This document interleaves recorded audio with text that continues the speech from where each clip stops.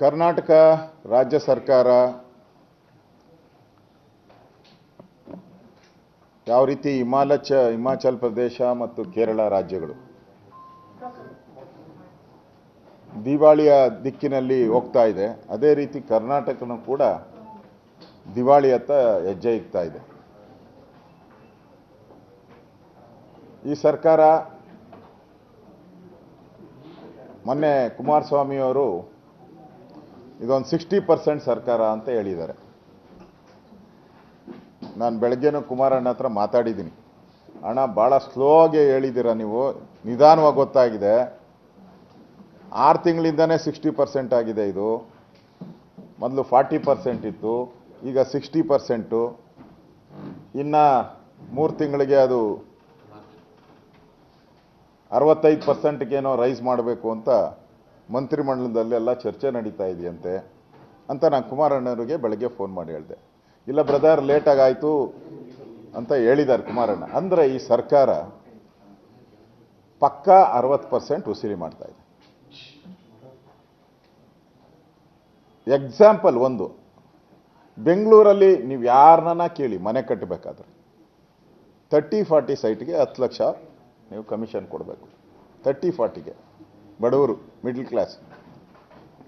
40-60ಗೆ 20 ಲಕ್ಷ ಕೊಡಬೇಕು. Above that 50-80 ಆ ಥರ ಇದ್ದರೆ ನೀವು 40 ಲಕ್ಷ ಕೊಡಬೇಕು. ಇನ್ನು ಫ್ಲ್ಯಾಟ್ಗಳು ಕಟ್ಟೋರ್ಗಂತೂ ಕೂಡ ನಿಮಗೆಲ್ಲ ಗೊತ್ತಿರೋ ಪ್ರಕಾರ 75, 1 ಸ್ಕ್ವೇರ್ ಫೀಟ್ಗೆ 75 ರೂಪಾಯಿ ಕೊಡಬೇಕು. ಅದರಲ್ಲಿ ಈಗ ಹೊಸದಾಗಿ ರೇರಾ ಅಂತ ಶುರುವಾಗಿದೆ, ಅದಕ್ಕೆ 15,000 ರೂಪಾಯಿ ಕೊಡಬೇಕು ಒಂದು ಫ್ಲ್ಯಾಟ್ಗೆ. ಅಂದರೆ ಇದೆಲ್ಲ ಪರ್ಸೆಂಟೇಜು, ಸಾಕ್ಷಿಗಳು ಇದಕ್ಕೆಲ್ಲ.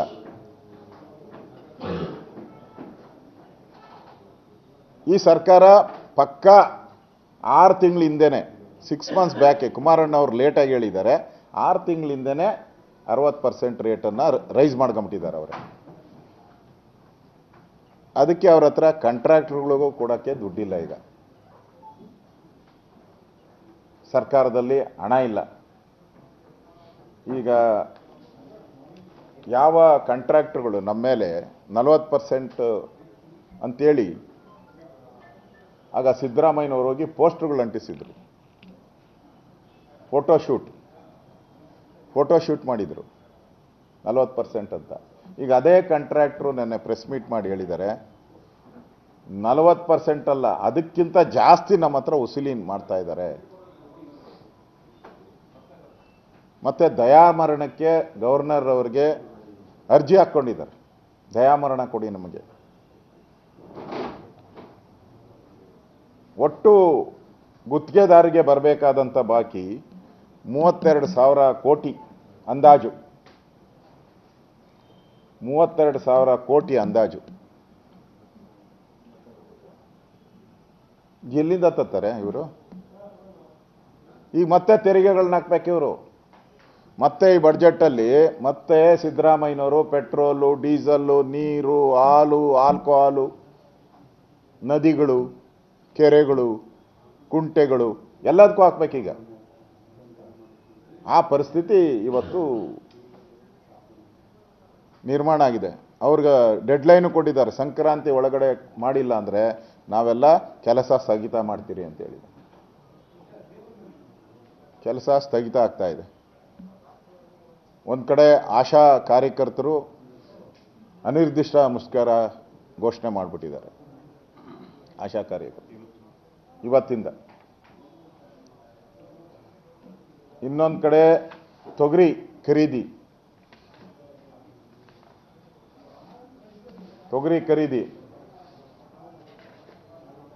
ಮಾಡೋಕ್ಕೆ ಇವ್ರ ಹತ್ರ ಹಣ ಇಲ್ಲ. ಈಗ ಹಣ ಇಲ್ಲ, ತೊಗರಿ ಖರೀದಿ ಮಾಡೋಕ್ಕೆ ಇವ್ರ ಹತ್ರ ಹಣ ಇಲ್ಲ. ತೊಗರಿ ಖರೀದಿ ನಿಲ್ಲಿಸ್ಬಿಟ್ಟಿದ್ದಾರೆ, ರೈತರು ಕಂಗಾಲಾಗಿದ್ದಾರೆ.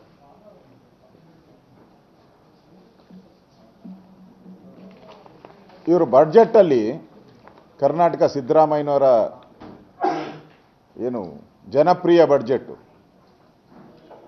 ನುಡಿದಂತೆ ಏನಲ್ಲಿ ಬೆಳಗಾವಿಯಲ್ಲಿ ನೋಡಿದೆ, ಈ ದೇವಸ್ಥಾನಕ್ಕೆ ದ್ವಾರಬಾಗಿಲು ಇರೋದಲ್ಲ, ದೇವಸ್ಥಾನಕ್ಕೆ ಒಂದು ದ್ವಾರವಾಗ್ಲಿ ಇರ್ತದೆ, ಅಲ್ಲಿ ಕೈ ಮುಗಿದು ದೇವರು ಒಳಗೆ ಈಶ್ವರ ಇದ್ದಾನೆ, ರಾಮ ಇದು ಬರ್ರಿ ಅಂತ ಇದಾಕೋರು ಫೋಟೋ. ಇಲ್ಲಿ ದಿನ ಬೆಳಗ್ಗೆ ನಾವು ಅಲ್ಲಿ ಹೋಗ್ಬೇಕಾದ್ರೆ ಬೆಳಗಾಮಲ್ಲಿ ನುಡಿದಂತೆ ನಡೆದ ಸರ್ಕಾರ, ಅಭಿವೃದ್ಧಿಯ ಪರ್ವ.